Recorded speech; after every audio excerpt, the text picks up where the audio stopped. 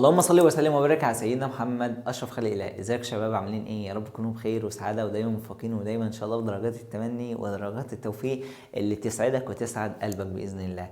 انا مستر محمد احمد، وكل اللي ما يعرفنيش انا بشرح ماده الاحياء للثانويه العامه، وكان لنا بعض الفيديوهات على القناه كشرح للمنهج سنه ثالثه ثانوي، وكان في يعني حبه حبشكنات كده الاولى والثانيه ثانوي، بس الحمد لله مسحنا اولى وثانيه وثالثه، يعني قفلنا المنهج ده خالص عشان كان شرح قديم. وان شاء الله الفتره الجايه بنبدا اللي احنا نطور، وباذن الله الترم الثاني شرحه كامل ينزل مجانا على القناه. الصف الاول والصف الثاني الثانوي، سنه ثالثه لها فيديو خاص، يعني هتلاقي فيه مفاجآت قد كده. تعالوا بينا ناخد فاصل بسيط ونبدا.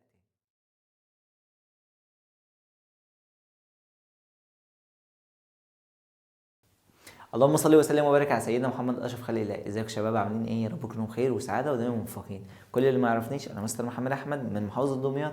بنبدا اللي احنا نشرح ماده الاحياء يعني سوا كده، الحمد لله بفضل من ربنا بننزل سناتر في دمياط ودمياط الجديده ومدينه السرو، وبفضل من ربنا يعني بنحاول اللي احنا ننزل المنصورة. لو قدرنا ان شاء الله ربنا يعدي فترة الجيش ده على خير ان شاء الله ونلف مصر كلها.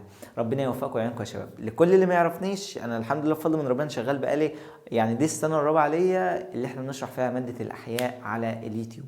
كل المنهج القديم يعني في النهاية عشان خاطر الشرح القديم وهكذا، بادئين اللي احنا ننزل شرح جديد بإذن الله من أول شهر 3.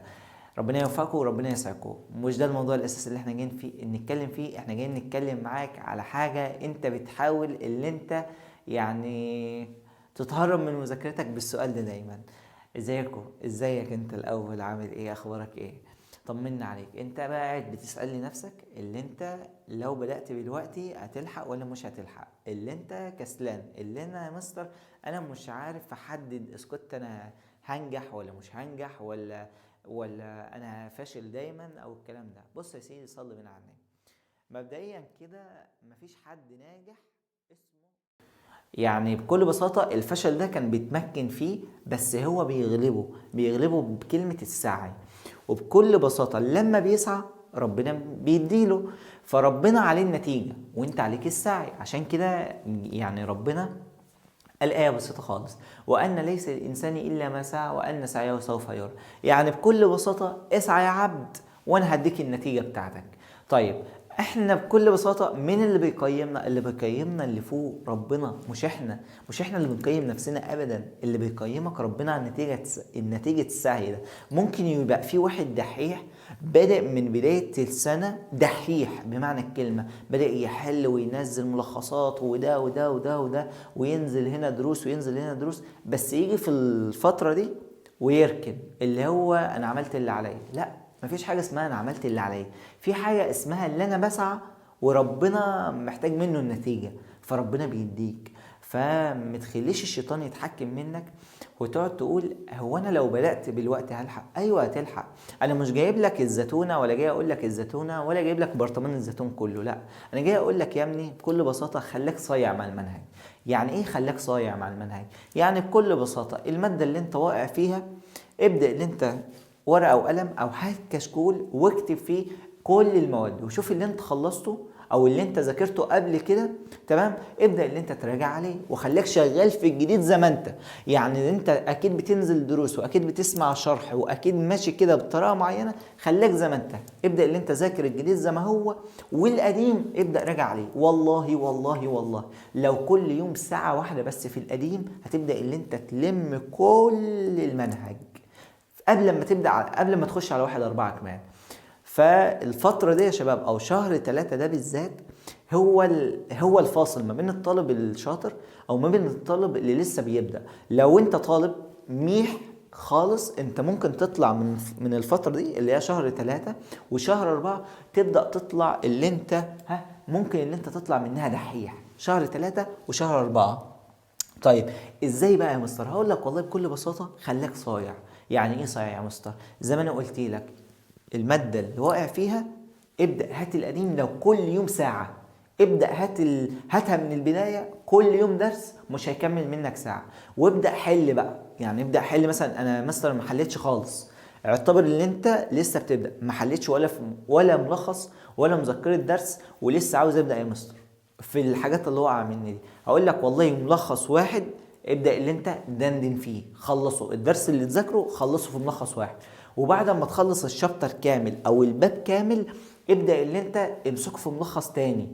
يعني ايه يا مستر؟ يعني انا قدامي دلوقتي ملخصين، اخلص ملخص، اخلص ملخص وانا بذاكر الماده، وساعه لما اخلص الفصل ابدا احل في الملخص التاني ده على الباب كامل اخلصه، يبقى انا كده خلصت ملخصين. طب يا مستر انا هنا خلصت شهر 3، ازاي بقى في شهر 4 هشتغل؟ اقول لك والله تبدا اللي انت بقى ايه، تراجع تاني، تجيب شويه اسئله. طب ما هو انت في الفتره دي انت ما بتذاكرش وبس، لا ده انت بتجيب كشكول وبتكتب فيه الملاحظات بتاعتك والاسئله الصعبه، ركز، وبتحاول تلم على قد ما تقدر الاسئله المقالي. هو يا مستر هو هيجي لي فيه مقالي في الامتحان؟ هقول لك 30%. يبقى بكل بساطه تجيب لي كشكول، والكشكول ده تلم لي فيه الملاحظات على كل درس. يعني انت مثلا خلاك مثلا انت شغال في الجديد دلوقتي، خلاص انا في الجديد زمانه، يبقى انا هقوم راح قاسم الكراسه او الكشكول، هتقسم الكشكول، ومثلا الدرس الاول في الباب الخامس وانا رايح منه خالص ناس الاربع ابواب، يبقى انا هقوم راح جايب الدرس الاول في الباب الاول، ابدا اللي اطلع منه كل الملاحظات بتاعته. ليه بقى؟ عشان ما تدخل على شهر 4 تقوم راح ماسك الكشكول ده عينيك تفرها وتقوم رايح داخل حل الملخص ثالث، يبقى انت كده حليت 3 ملخصات ما كملش شهر، ما يكملش شهر. يعني هتخلص شهر 3 وفي بداية 4 هتبدأ في الملخص الثالث اللي انت عاوز ايه اكتر من كده. فابدأ اللي انت فكر مرة واثنين وثلاثة. طب يا مستر ما عنديش وقت لكل ده، هقول لك والله رتب نفسك. انت ساعة لما تصحى من النوم مش عاوزك تقوم في دوشة اللي انا قايم رايح الدرس، انا قايم ماشي قايم الكلام، لا. انت ساعة لما تقوم من النوم كوباية شاي، كوبايه ميه كده تشربها على غير ريق الاول، كوبايه ميه، وبعد كده تفطر كوبايه الشاي بتاعتك، المكتب بتاعك، تقوم راح كاتب لي كده في نوتس، انا النهارده هذاكر 1 2 3، متزودش عن 3 مواد، وخلي الانجليزي دايما معاك على طول الاسبوع، والعربي نحو وبلاغه ابدا حل لك قطعه في اليوم. لو حليت قطعه في اليوم هتوصل ليوم 1/6 حلل 90 قطعه، اللي هو يبقى انا شربت النحو. فاهمني؟ يعني انت لو بكل بساطة هتبدأ اللي انت تحل كل يوم فقرة نحو، فقرة واحدة، تبدأ اللي انت تحل يوم قطعة بلاغة، هتيجي تلاقي نفسك في نهاية الشهر او يوم 1/4، بلاش 1/6 دي، ابدأ هتلاقي نفسك في يوم 1/4 لو انت بدأت من يوم 1/3 30 قطعة نحو و30 قطعة بلاغة، ومعرفش كام سؤال انجليزي ده، وكام يونت خلص انجليزي، وكام شابتر من القصة، وبدأت اللي انا اخلص المنهج. يبقى انت كده بدأت. مش كل فترة تقول لي يا مستر انا لو بدأت دلوقتي هلحق ولا مش هلحق. يا ابني انت في ايدك الفرصة ما تضيعهاش. يا ابني احنا بنقول لك 3 شهور قدامك، يعني هم الكنز بتوعك. يعني الطالب الدحيح اللي بدأ من اول السنة هم دول 3 شهور اللي بيفصلوا عنك واللي بيفصلوا عنه، اللي هو لو بطل فيهم هيدخل الامتحان ميح ما يعرفش يحل. وما انت لو دخلت وبادئ من دلوقتي عندك استطاعة ان انت تطلع اول جمهورية. اول الجمهورية ده بكل بساطة ما كانش يعرف اللي هو طالع اول جمهورية، هو بيعمل اللي عليه وربنا اداله النتيجة. اسعى. عارف يعني ايه كلمة السعي؟ عارف يعني ايه كلمة اللي انا اسعى؟ تعب. امال الناس اللي انت بتشوفها بتعيط في الفيديوهات دي بتعيط ليه؟ ما بتعيط من التعب والذل على المذاكرة، عشان خاطر اللي هي بس تاخد معلومة او تحصل معلومة. ايديها وجعتها من كتر الكتابة، من كتر لما بتكتب ملحوظة عشان تستفاد منها في ليلة صعبة. زي ليالي الامتحان دي انت بتستمنى ان انت تقرأ سطر واحد بس يفكرك، اللي هو يحلك 5 اسئلة. متوقعين؟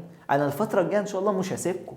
يعني الفترة الجاية تالتة ثانوي او سواء اولى او تانية او تالتة، بس خلينا في تالتة ثانوي دلوقتي، انا مش هسيبك. انا هديلك كده بند اسئلة كامل، يعني او بند ملاحظات. انا عاوزك تبقى ماشي معايا. الدعامة مثلا هنشرحها وهنقول جميع الملاحظات بتاعتها. فاحنا عاوزين يا شباب اللي انت مش في الاحياء بس، انا عاوزك في الاحياء وفي الكيمياء وفي الفيزياء وفي الجيولوجيا، وبرضو علم الرياضة الناس اللي بتتفرج عليا برضو علم الرياضة، ما تنساش الفروع دي. طلع قوانينك في ورق كده والزقها على الحيطة. اتعب. انا كنت بجيب اللوحة اللي هي الورق دي، وكنت بقطعها وكنت بعمل فيها معادلات العضوية. الحاجات دي لسه عندي، ممكن نعمل لها فيديو تاني ان شاء الله. فانت اسعى واتعب، ربنا هيجازيك. انت ممكن تتعب من دلوقتي وتبدأ من دلوقتي وتلاقي نفسك اول جمهورية. طب ليه؟ عشان انا بقيت صادق في نيتي مع ربنا، عرفت تعب اهلي معايا، عرفت التعب اللي انا شغال بيه. يا شباب، الامر ما بيستدعيش الكسل. يعني ايه يا مستر؟ يعني بكل بساطة متنامش وتقول انا لما اقوم هذاكر. طب انت لما هتقوم هتعمل ايه؟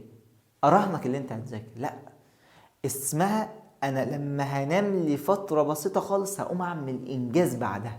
اللي هو ايه؟ اللي هو انا قايم عارف انا اعمل 1 2 3، هذاكر المادة كذا كذا كذا كذا.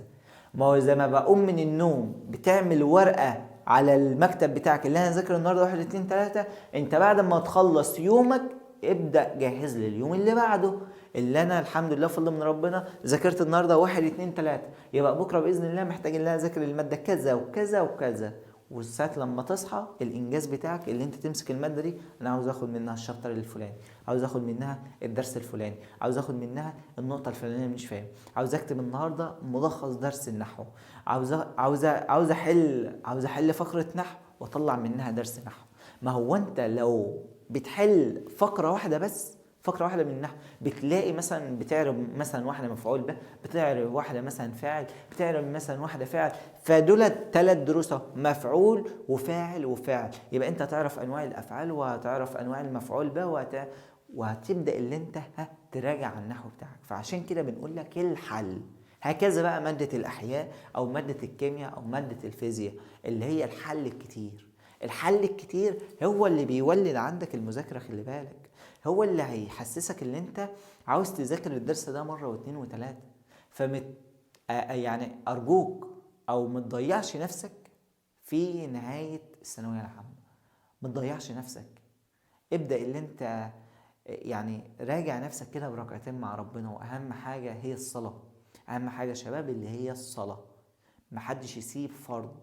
طول ما انت مع ربنا اقسم بالله ربنا هينولك نتيجة انت ما انت متخيلها خالص. تمام؟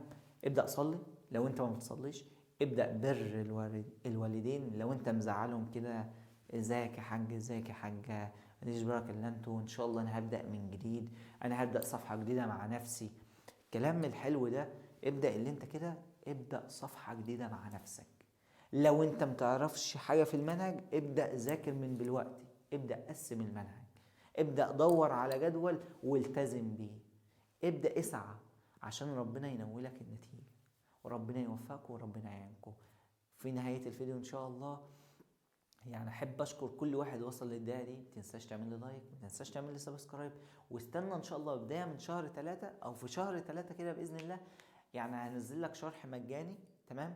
واحتمال نعمل كورس متابعة هيكون على حل واسئلة وملاحظات وكلام من ده. سنة أولى وتانية سنة إن شاء الله دول شرح مجاني على اليوتيوب بالترم التاني. فربنا يوفقكم وربنا يعينكم، ودايما يعني أشوفكم في مراحل التوفيق، ودايما موفقين، ودايما إن شاء الله يعني فرحين أهلكم وهكذا. ربنا يوفقكم ويعينكم يا شباب، والسلام عليكم ورحمة الله وبركاته.